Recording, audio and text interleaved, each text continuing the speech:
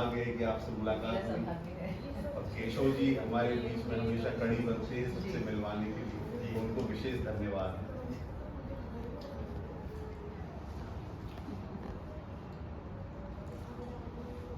बात मैं तो जब कभी भी आता हूँ आपके कार्यक्रम में हमेशा आता हूँ, और यहाँ जितने लोग बैठे मेरे ख्याल से सबने मुझे पहले भी सुना है, कई बार सुना जी। तो जब ऐसे जी को सुनाई जी सर, और जब ऐसे श्रोता जहाँ हो जहाँ पर उन्होंने हमें कई बार सुना हो, तो सुनाने से पहले एक बार सोचना पड़ता है कि इन्हें क्या नया सुनाना है। तो हिंदी की बात हो रही है। मैं हिंदी भाषी हूँ, और दूसरी भाषाएं जो है वो सिर्फ इसलिए सीखी है थोड़ी बहुत, ताकि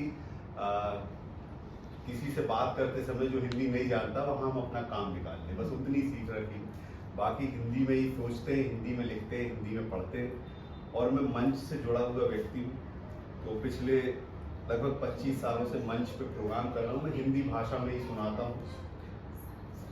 ऐसा कहते हैं कि हिंदी व्यापार की भाषा नहीं, बहुत सारे लोग कहते हैं, मैं उनको झुठलाता हूँ, क्योंकि मैं पिछले इतने वर्षों से हिंदी में ही काम करके पैसे भी कमा रहा हूँ, नाम भी कमा रहा हूँ, और देश विदेशों की जितनी मैंने यात्राएं की वहाँ जॉब नहीं किया आज तक, कहीं काम नहीं किया, कहीं काम नहीं, और बॉम्बे जैसे शहर में रहते हैं और अच्छे से रहते हैं भाई, बहुत अच्छे से रहते हैं।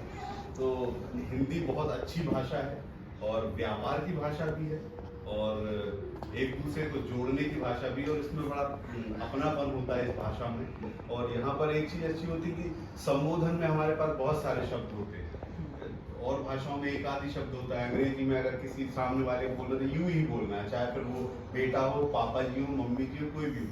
लेकिन हमारे हिंदी में छोटे को तुम कह सकते हो, बड़े को आप कह सकते हो, तो आदर के भाव भी हमारे पास हिंदी में बहुत सारे हैं। तो शब्दों में, हालांकि ये सब बातें आप पहले से जानते हैं, मैं आपको सुनी सुनाई बातें ही फिर से दोहरा रहा हूँ, तो रिवीजन हो रहा है कुल मिला के।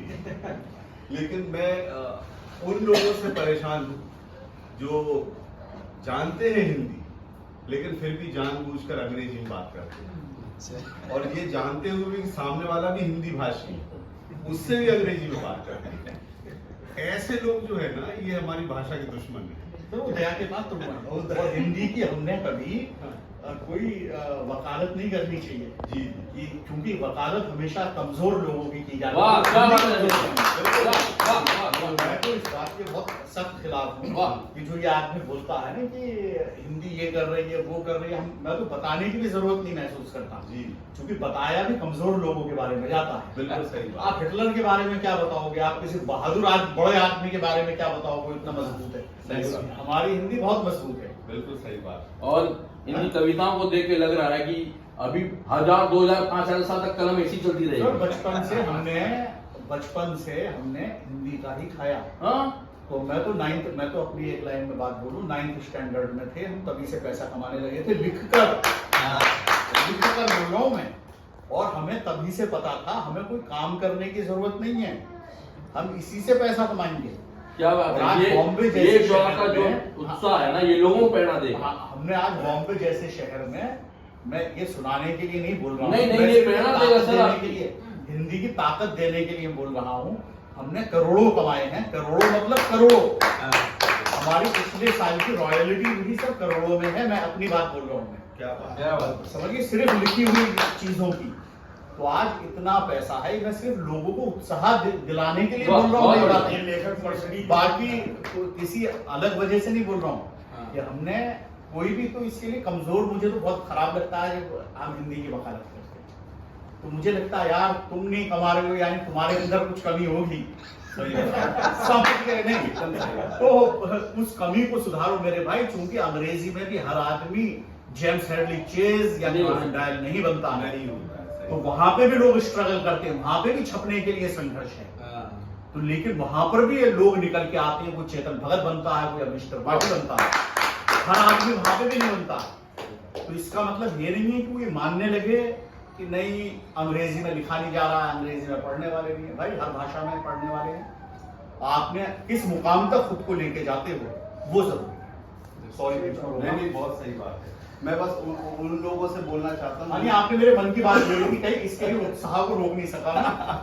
नहीं, जो लोग दूसरों को ये कहना चाहते हैं कि हिंदी में काम करो और लिख के रखते हैं please do work in Hindi.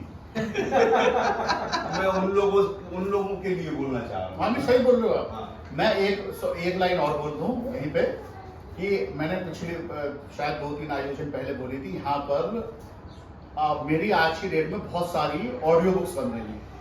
तो लोग हमसे पूछते थे शुरू में, तो हमने भी उत्साह में अंग्रेजी के लिए कुछ राइट दे दिए, तो काफी किताबों का अंग्रेजी में अनुवाद हो गया। इसके अलावा मराठी, तमिल, तेलुगु एक अलग कहानी चल रही है। मैं आपको ये सिर्फ हिंदी भाषा की ताकत और खास तौर पे क्षेत्रीय भाषाओं की ताकत के लिए बोल रहा हूँ ये बात, कि अब हमारे पास कुछ किताबें ऐसी भी थी जो अंग्रेजी भाषा में थी। तो एक बड़ी कंपनी देश की, मैं नाम नहीं ले रहा हूं उसका क्योंकि कुछ अलग बात बोलने जा रहा हूं और हमसे कनेक्टेड भी है वो कंपनी आज के डेट में, तो मेरे हिंदी किताबों को उन्होंने बहुत राइट लिए, हिंदी में काम हो रहा था। तो मैंने उनको बोला कि भाई मेरे पास कुछ अंग्रेजी किताबें भी हैं, तो उन अंग्रेजी किताबों को भी आप ऑडियो बुक बनाएं। तो बोले नहीं, अंग्रेजी नहीं चाहिए। तो मुझे झटका लगा। अपने बोले आपकी मराठी भी हैं, आप जो तमिल वगैरह कर रहे हैं सब किताबें चलेंगी, लेकिन अंग्रेजी नहीं चाहिए। मैंने कहा अंग्रेजी क्यों नहीं चाहिए? नहीं, अंग्रेजी की उतनी बड़ी मार्केट नहीं है जितनी भी मराठी की है।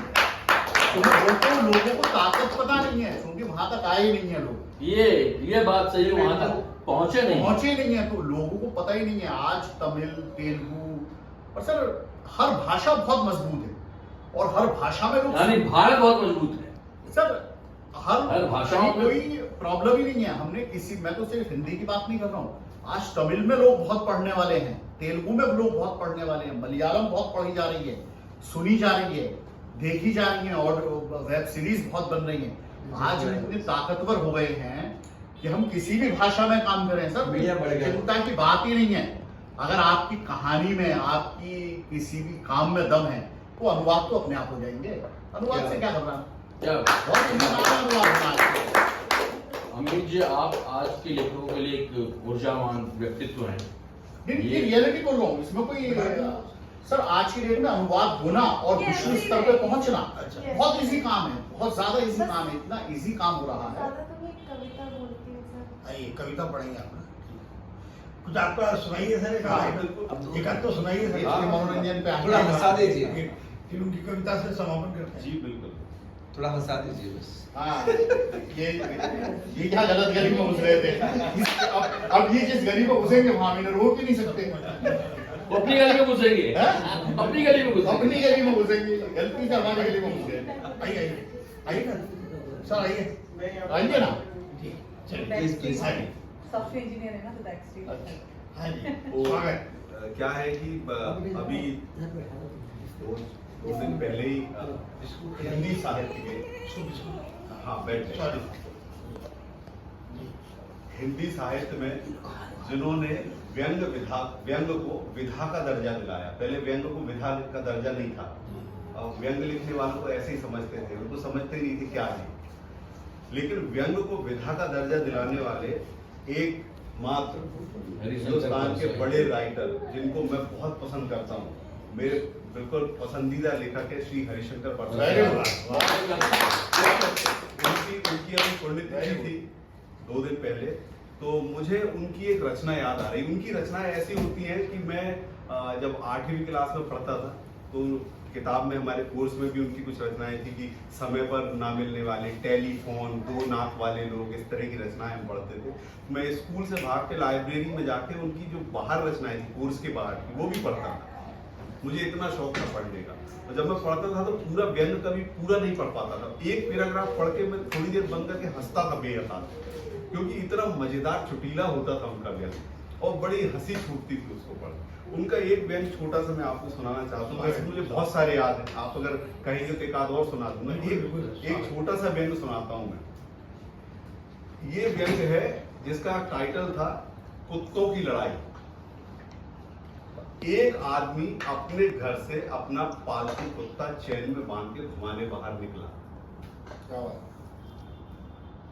एक दूसरा आदमी भी वहां से कोई अधिकारी था, वो भी अपना कुत्ता चैन में बांध के घुमाने निकला।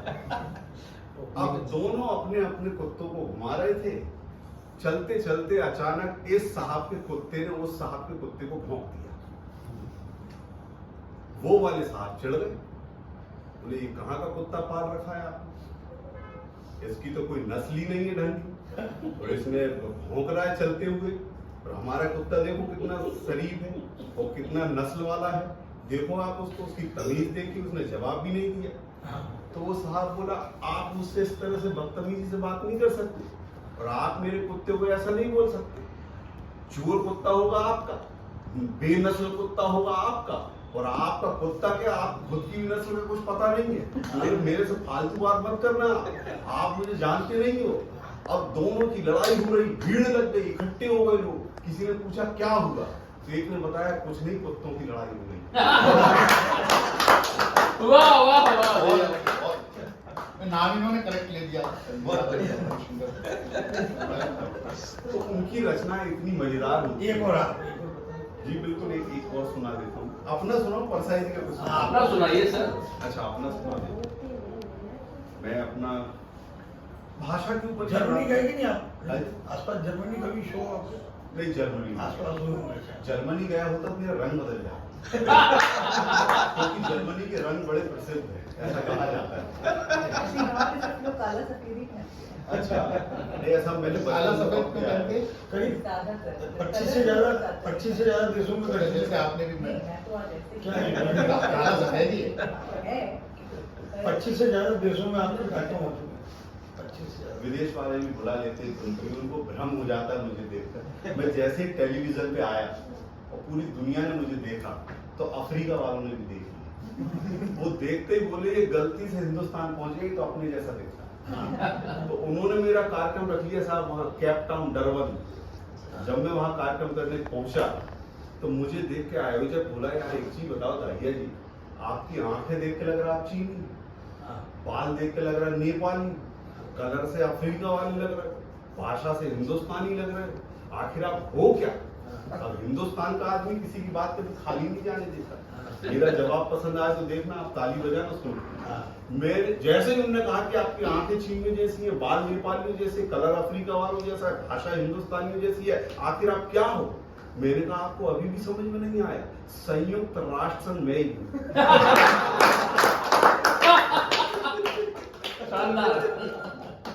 बहुत बढ़िया। तो साहब ये जो तेज दिमाग है ना, ये हमें अपने घर से मिलना शुरू हो जाता है।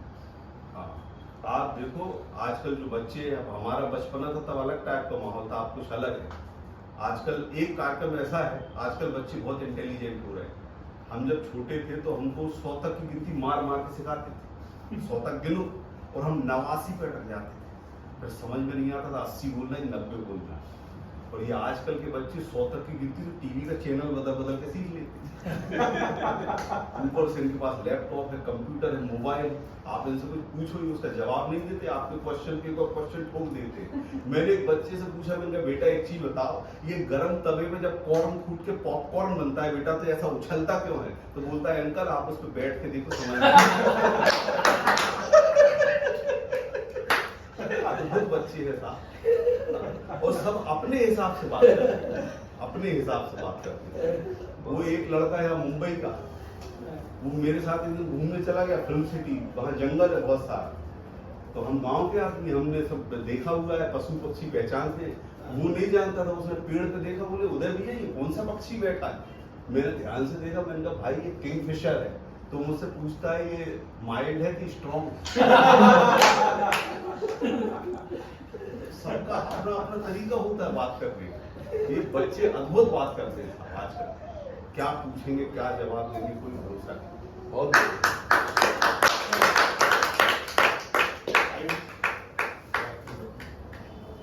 बेटा मेरे पास आ जाओ।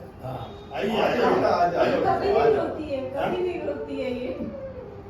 आपकी कविता सुनकर लोग चुप हो जाएगी। आप वहाँ पे आ जाओ, मैं तो बैठी आइए। हूँ, उसके साथ साथ बैठी आ जाओ। और अच्छा वहीं से सुनाइए। कोई बात नहीं, कोई बात नहीं। यही तो सुनाइए आप, दोनों साथ में चीजें सुनेंगे, उसका भी और आपका भी। मुझे अच्छा नहीं लग रहा। नहीं नहीं, बच्चे ऐसे होते हैं, हम भी ऐसे ही थे। क्यों रो रही है? ये टायर्ड हो गई सर, सुबह से वो शूटिंग में गई होगी, थकान हो गई उसको। वो ये भी एक बच्चे हैं, बच्चे ये के भी बच्चे माता पिता नहीं थक रहे, बच्चे थक गए। हाँ सुबह शूटिंग कर रही थी, बताओ अब तो थक गई होगी अब बिस्किट और कितना बिस्किट खाई, बिस्किट और कितना थका। खाया है उन्होंने कहा मम्मी की कविता भी सुनना है। अच्छा वैसे सुना दीजिए, हैं? वैसे सुना दीजिए। आप डॉक्टर हैं, प्रोफेसर हैं कॉलेज में, जी मैं मिलने ही आई हूँ सर, लेट हो गया, सॉरी उसके लिए। वहीं से सुना दीजिए आप। बेटा जरा चुप हो जाओ 5 मिनट के लिए। आ जाओ। ये कभी नहीं रोती है, और जब आ बेटा इधर आ। नहीं रोती है जिस दिन उस दिन फोन दे दीजिए ना। नहीं चुप हो चाहिए, जाएगी। कुछ भी नहीं चाहिए। अब वहीं से सुना दीजिए, कोई बात नहीं, अभी शांत है। हाँ वहीं से सुनाइए आप। सुनाइए। हाँ आप तो चुप हो गए। उनका वीडियो ले लो अलग से ले लो।